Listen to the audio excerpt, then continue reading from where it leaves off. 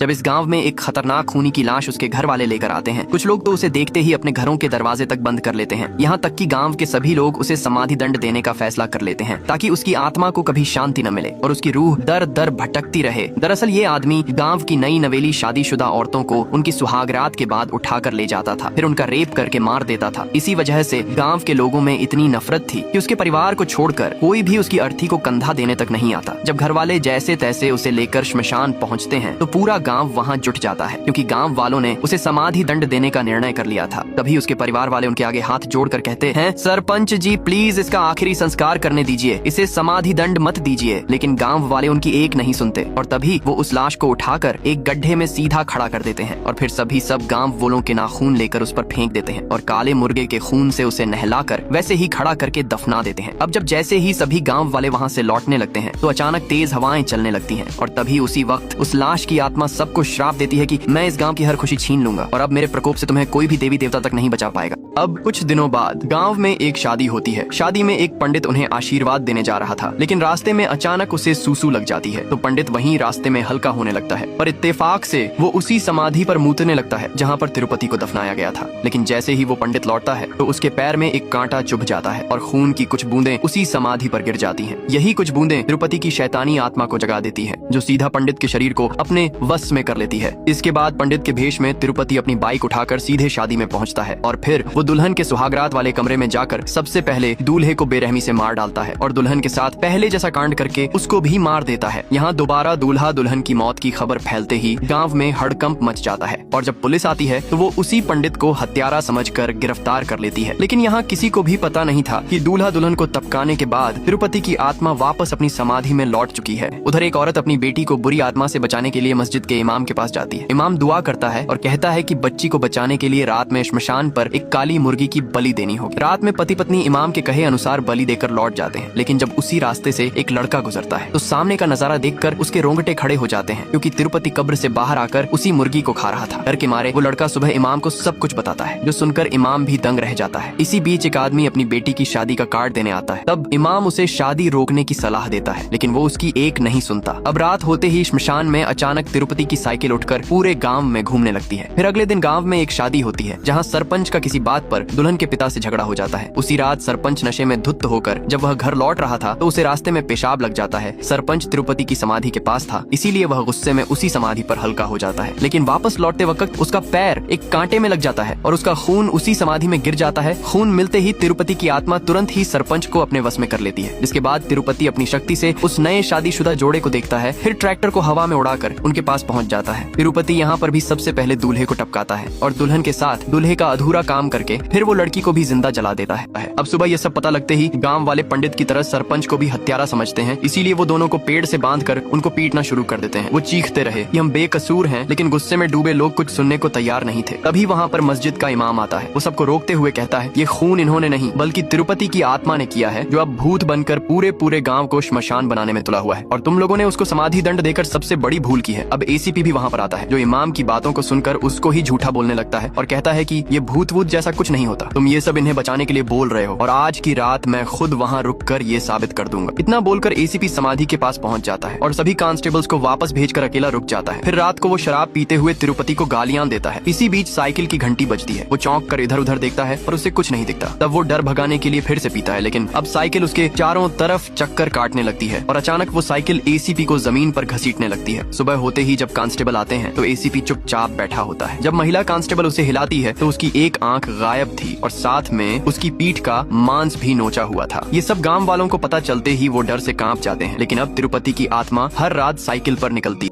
अब गांव के लोग राधा से मदद मांगने जेल पहुंच जाते हैं। राधा, जो खुद अपने पति तिरुपति को खत्म कर चुकी थी, ये सुनकर चौंक जाती है कि गांव वालों ने उसे समाधि दंड देकर फिर से जिंदा कर दिया है। राधा चीखते हुए कहती है, क्या इसलिए मैंने उसका अंत किया था और तुम लोगों ने उसे वापस जिंदा कर दिया? गांव वाले हाथ जोड़कर माफी मांगते हैं। तब राधा कहती है, अब सिर्फ एक ही शख्स है जो उसकी आत्मा को रोक सकती है और वो है मेरी बहन भैरवी। वो एक नागा साध्वी है जो गंगा किनारे काशी में रहती है। यह सुनते ही गांव वाले तुरंत काशी के लिए निकलते हैं। काशी पहुंचते ही वो एक चाय वाले से भैरवी के बारे में पूछते हैं और तभी कुछ गुंडे गायों को ट्रक में भर कर ले जा रहे होते हैं। तब वहाँ एक नागा साध्वी की एंट्री होती है, जो गुस्से में उन गुंडों से कहती है गौ माता को छोड़ दो, लेकिन वो लोग उसकी एक नहीं सुनते। तब वो साध्वी उन सबको बुरी तरह धोने लगती है। साध्वी का ये रूप देखकर गांव वाला समझ जाते हैं कि यही वो भैरवी होगी जो राधा ने उन्हें बताया था। इसीलिए गांव वाले तुरंत उसके आगे हाथ जोड़कर राधा की बात बताते हैं और मदद की भीख मांगते हैं। तब भैरवी गुस्से में कहती है ये सब तुम्हारे कर्मों का फल है, अब भुगतो। पर गांव वाले कहते हैं जब भी संकट आता था तो हम ओडेला मंदिर जाते थे, लेकिन अब वहाँ कोई पंडित भी नहीं टिकता। लगता है भगवान ने भी हमें छोड़ दिया। ये सुनते ही भैरवी का चेहरा सख्त हो जाता है। गांव वालों की हालत देख वो आखिरकार मान जाती है। अब भैरवी तिरुपति की समाधि के पास पहुंचती है और जैसे ही वो अपना कदम समाधि पर रखती है तो अचानक वहां पर आग जल उठती है और उसी पल अंदर दफन तिरुपति की पापी आत्मा जाग जाती है, जो जमीन हिलाकर भैरवी को चीखते हुए यहाँ से वापस जाने को कहती है। लेकिन भैरवी घबराती नहीं। वो मंत्रों का जाप करते हुए उसी समाधि के ऊपर एक त्रिशूल गाड़ देती है, जिससे आत्मा कुछ देर के लिए शांत हो जाती है। पर भैरवी जानती थी कि ये बस शुरुआत है। अब भैरवी 9 तरह के अनाज और काशी के शुद्ध जल से उस शैतानी आत्मा को बांध देती है, लेकिन वो गांव वालों से कहती है कि इसकी रक्षा उन्हें 15 दिनों तक करना होगा। पर इस दौरान ये बंधन टूट गया तो फिर भगवान भी तुम्हें इस शैतानी आत्मा के प्रकोप से नहीं बचा पाएंगे। अब कुछ दिनों बाद गांव में एक न्यूज रिपोर्टर आकर सबको गांव में हो रही इन घटनाओं को दिखाने के लिए वो एक ड्रोन श्मशान के पास उड़ाता है, लेकिन अचानक वो ड्रोन उसी शैतानी आत्मा की समाधि के ऊपर जा गिरता है। वो ड्रोन लाने जाता है, मगर समाधि की रक्षा कर रहा गांव का एक आदमी उसे अंदर जाने से रोक लेता है और तुरंत वहाँ से उसे भगा देता है। लेकिन रात में उस पहरेदार के सो जाते ही वो रिपोर्टर दोबारा वापस आकर चुपके से वो तारों के नीचे से अंदर जाने लगता है। तभी उसका कंधा कटीले तारों से कट जाता है और जब वो ड्रोन को उठाता है तो उसका खून उसी समाधि पर गिर जाता है, जिससे शैतानी आत्मा फिर से जागकर उसे अपने वश में कर लेती है। बंधन के टूटते ही भैरवी को भी आभास हो जाता है। तभी वो आत्मा सीधा नहा रही भैरवी के पास जाता है और उसकी खूबसूरती को देख वो उसका साथ क्रिकेट मैच खेलने का मन बना लेता है। लेकिन जब वह उसके करीब जाने के लिए कदम बढ़ाता है तो अचानक सामने एक बड़ा नाग प्रकट हो जाता है, जो उसे अंदर जाने से रोकता है। विशाल नाग की शक्ति देख शैतानी आत्मा डर कर वो सीधा अपनी साइकिल पर बैठकर वापस श्मशान भाग जाता है। यहाँ पहुँचते ही भैरवी भी उसके पीछे श्मशान पहुँच जाती है। तब भैरवी को देख तिरुपति गुस्से से कहता है कि अब मैं इस पूरे गांव को श्मशान बनाकर छोड़ूंगा। तभी भैरवी उससे कहती है कि अगर तुमने ऐसा करने का सोचा भी तो मैं तुम्हें अपनी शक्तियों से जलाकर राख कर दूंगी। भैरवी की बातों को सुन तिरुपति तुरंत ही उल्टे पैर वापस समाधि में लौट जाता है। इसके कुछ ही दिनों बाद गांव वाले शैतानी आत्मा से छुटकारा पाने की खुशी में होली मनाने की योजना बनाने लगते हैं, लेकिन अचानक उस कागज में आग लग जाती है, जिसे देख गांव वाले डर जाते हैं। तभी शैतानी आत्मा तूफान बनकर वापस लौट आती है और भैरवी को वो चिल्ला चिल्ला कर श्मशान बुलाता है। जब भैरवी श्मशान पहुंचती है तो वो देखती है कि अब वो शैतानी आत्मा और भी ज्यादा शक्तिशाली बन चुकी थी। असल में तिरुपति उस रात वापस लौटकर वो उसी रिपोर्टर को वश में करके पंच तत्वों की अलौकिक शक्ति को अपने अंदर प्रवेश कर लिया था, जिसके बाद अब वो उन शक्तियों की मदद से पूरे गांव को एक रेख में बांध देता है और जो कोई भी उस रेख को पार करता है उसी पल उसका सर धड़ से अलग हो जाता है। यहाँ तक कि गांव के जंगली जानवर भी उस रेखा के संपर्क में आते ही मारे जाते हैं। अब धीरे धीरे पूरा गांव भुखमरी की समस्या से जूझने लगता है, क्योंकि वो लोग उस रेखा की वजह से अपने खेतों में काम नहीं कर पा रहे थे। तभी गांव में एक बच्ची की तबीयत खराब हो जाती है, लेकिन यहाँ पर अस्पताल न होने से उसके माँ बाप उसे सीधा भैरवी के पास ले जाते हैं और उसे बचाने की विनती करने लगते हैं।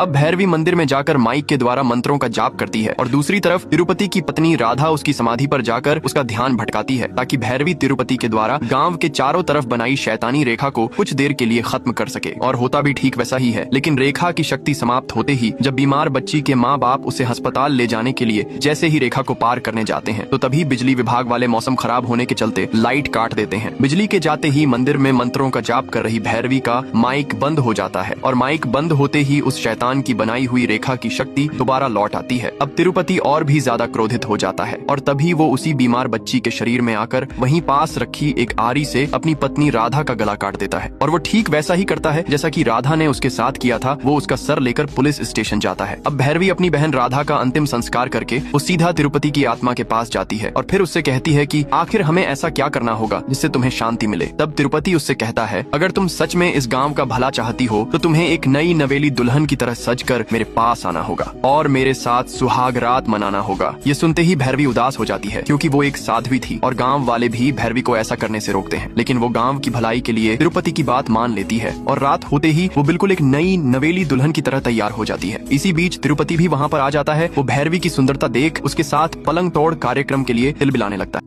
अब जैसे ही तिरुपति की आत्मा भैरवी के साथ सुहागरात मनाने की कोशिश करता है तो भैरवी ओम नमः शिवाय मंत्र का जाप करने लगती है। मंत्र का जाप सुन तिरुपति क्रोधित हो जाता है और तभी वह भैरवी को उठाकर बाहर फेंक देता है और एक जलती हुई लकड़ी से उसके सर पे दे मारता है, जिससे भैरवी तुरंत वहीं पर बेहोश हो जाती है। तब एक छोटी बच्ची मंदिर में नंदी के पास जाकर उनके काम में मदद की गुहार लगाती है। मदद मांगते ही पत्थर के बने नंदी में जान आ जाती है और तभी वे भैरवी के पास जाकर उसे अपनी शक्तियां प्रदान करते हैं, जिससे भैरवी तुरंत ही उठकर भगवान शिव की आराधना करने लगती है। लेकिन यहाँ पर तिरुपति भी अपनी शैतानी शक्ति को और अधिक पावरफुल बनाने के लिए ध्यान करने लगता है। तिरुपति का ये रूप देखकर सभी गांव वालों की शान रुक जाती है और वे मूर्ति की तरह जम जाते हैं। इसी बीच धरती के सभी मंदिरों की शक्तियां एक जगह एकत्रित होकर महाकाल शिव जी को प्रकट करती हैं और जैसे ही उनकी तीसरी आंख खुलती है तो मूर्त बने सब गांव वाले वापस जाग जाते हैं। तभी भोलेनाथ शिव तिरुपति की शैतानी आत्मा का अंत करने के लिए वो अपना दिव्य त्रिशूल भैरवी की तरफ बढ़ाते हैं। भैरवी के पास दिव्य त्रिशूल देख तिरुपति डर जाता है और वहाँ से भागने की कोशिश करता है, लेकिन भैरवी जैसे ही उसके सर पे वार करती है तो उसकी आत्मा शरीर छोड़ आग में जलकर समाप्त हो जाती है।